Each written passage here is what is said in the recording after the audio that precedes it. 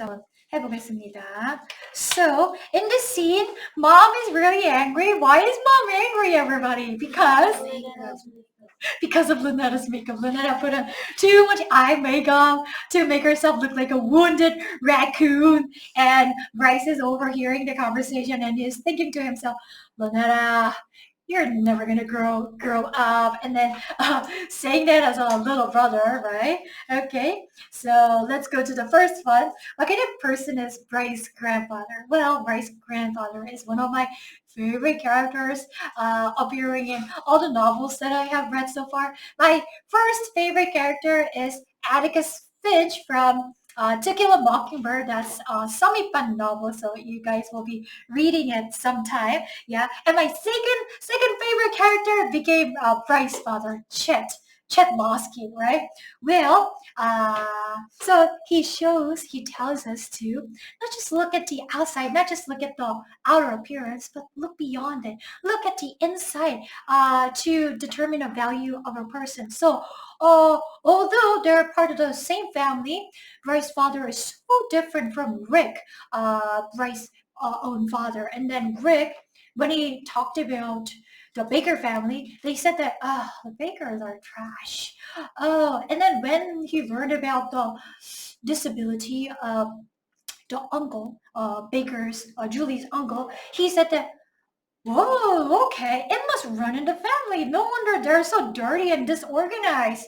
Yeah, so he's the type of person who passes judgment so easily on other people just by looking at the outside, right? So when we look at the homeless people on the street and like maybe half of us are going to say something like that, oh yeah, they're lazy. There is a reason why they're like begging on the streets, and half of us try to, yeah, we don't really know the reason why they're on the street, but they must have undergone a lot of misfortunes and unlucky events. Yeah, try to have compassion, right? So, Bryce's grandfather is the second type of person. We can never fully understand another person's life story. Yeah, and there must be a reason why they're suffering. Yeah, and he learned that, oh, there's a disabled member of the family. That's totally understandable. Their life must be really burdensome, very hard. But this guy, even if he heard that reason, he said that he used that to mock the family. He used that to ridicule and then insult the family. So he is shallow and he's full of pride, I guess, and he tries not to look beyond what's outside.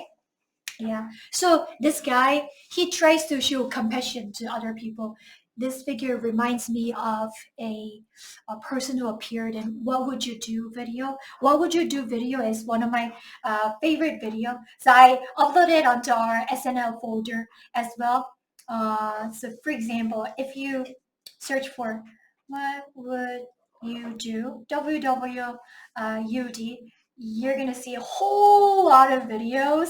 Yeah, so this is like a fake situation, and then the camera, it's set up like in hidden corners, and then uh, somebody is being picked on and somebody is suffering, and then we're gonna watch the reactions of the passersby, strangers. And then in one situation, there was a homeless person, and he went into a restaurant, and he tried to get his lunch, and he had money and everything, but his looks, his clothes were all shabby and everything, and his hair was untidy. So the waitress, he told him to go out. He wanted to kick him out of the restaurant, and then he said horrible things like, "You don't belong here. You should, dress properly to get into this restaurant." And then, seeing the reactions of other customers, they would just like stay, just like quiet, and then just like finish their meals and leave. But there was this one one old man. There was this one old man, and he defended the homeless person to the waiter, and he said that he has every right to sit here and have his lunch. He paid for his lunch. What's wrong with you? Don't you have any compassion? Don't you think you're not going to experience any difficulty in your life? And then he held a hand toward the man, and then he just like gave him a pat on the back. Hey, I've been there.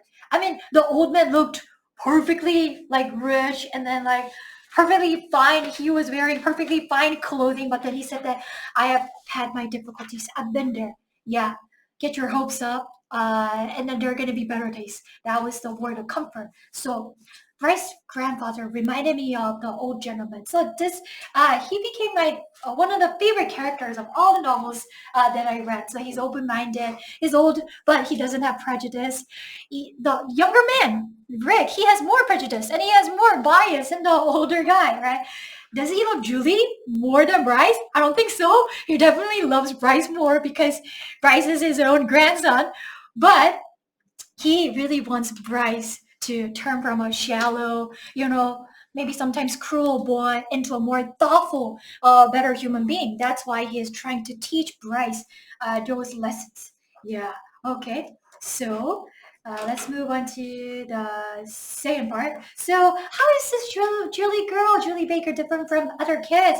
Well, other kids at this age, they're 8th graders and 7th graders, 중학교 1학년, 중학교 2학년. What they mostly care about is their looks and then popularity and then how to fit into peer groups and whatnot. Julie doesn't seem to care that much about it. And Julie seems to have more intense feelings for whatever that she puts her eyes on. No wonder when she laid her eyes on Bryce for the first time, she was amazed. Wow, look at his dazzling, sparkling blue eyes. So she's the type of person who seems to feel more intense feelings, and she has the ability to appreciate beauty in every corner of her life. And that's why she felt especially more attached to the sycamore tree. I mean, the sycamore tree is ugly to Bryce's eyes and it's nothing special to other people, but Julie thought that Julie found more beauty into the sycamore tree, and then she attached more meaning to sycamore tree. So when she climbed to the top of the sycamore tree, she described her feeling as, I felt like my heart is being kissed by beauty. Yeah. And then she was watching the entire town at the top of the tree. All things that she loved combined. The view of the neighbors, the warm breeze, and then the chirping sounds of the birds, all his friends, all her schools, the kindergarten, elementary school, the middle school, all the things she was watching, all of the things that she loved. That symbolized her cherished childhood. That's why she couldn't see the tree being cut down, right? So Julie is the type of person who finds beauty in things, who finds beauty in the things that other people just like don't notice. Bryce doesn't notice anything, right? So that's why Julie is really special. That's why Bryce's grandfather used this one vocabulary to describe Julie. What was that vocabulary? Iridescent. What does iridescent mean, everybody? Iridescent? 무지개 색깔에 glowing and shining and all these different colors. She's that type of person, right? And then he said that, hey, Bryce, this is a very special thing. You have a special friend. Someone like Julie Baker doesn't live next door to anybody. You should take it as your privilege that Julie is your friend. Yeah. So and then we can see some kind of transformation that Bryce Losky is going through as well, right? And then Bryce, at the end of the part that we read today, he got caught, like carrying this thing around. He got caught by Garrett. What was he carrying around and looking at? Julie's picture. Yeah, cut out from the newspaper. And then he's really confused. Oh my God, why can't I stop thinking about this Julie girl? This is so upsetting. This is so disturbing. I don't know the reason why. I just can't stop thinking about her. And he keeps reading the newspaper and all the things that Julie said in the interview. And then Bryce thinks to himself, several months ago, if I read the newspaper article, I would have said, what does this mean? What does this even mean? And then I would have just chucked it to the trash can. But right now he's feeling it. Yeah. Wow, Julie, how can you like phrase your feelings like that? This is intense, Julie. This is something, Julie. Yeah, he's finally appreciating and he is turning slowly from this shallow, maybe sometimes like cruel, and then not humble guy to a person who's more thoughtful and then who's more empathetic and who's gaining more compassion. Thanks to Julie Baker. Okay, so let's practice all together. Yeah, 40 seconds. And I'm gonna pick just one person randomly. Okay, randomly. Okay, everybody. Let's practice loudly. Bryce 할아버지 and Julie are special. Okay, ready, set, start. Oh, well, Bryce's grandfather is very different from his own son, Rick Bosky. So what Rick said about the Baker family, that they're trash and the retardedness, the disability runs in the family, was totally insulting.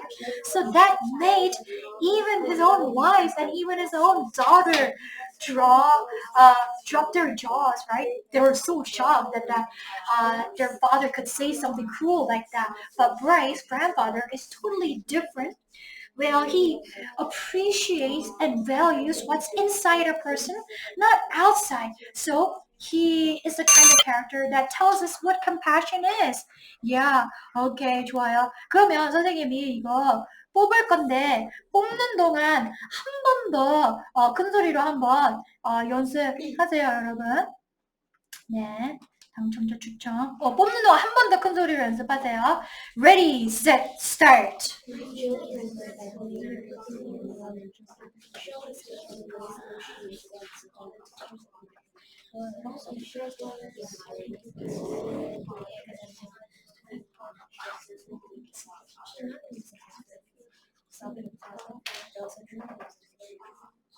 Alice. 예은이가 배웠어요. 자, 그러면 예은이 하는 동안 다른 분들은 입술로 열심히 연습하는 모습 보여주세요. 알겠죠? 자, 예은이 talk. Everybody practice with your lips. Okay. One last time. Ready, set, start. I think Bryce's grandfathers are like other grandfathers because other grandfathers they just want to protect their own grandson and doesn't think about their child. However, Bryce's grandfather he is fair to everyone. However, he loves Bryce the most too. And also, I think Julie's different from the other kids because she has a lot of feelings that other children cannot have. And also, I think Bryce's inner transformation about Jolie is changing a lot because Bryce was carrying a Jolie's picture and he hated Jolie at first. However, Jolie changed. Oh yeah, grandfathers usually only favor their own children, but great grandfather is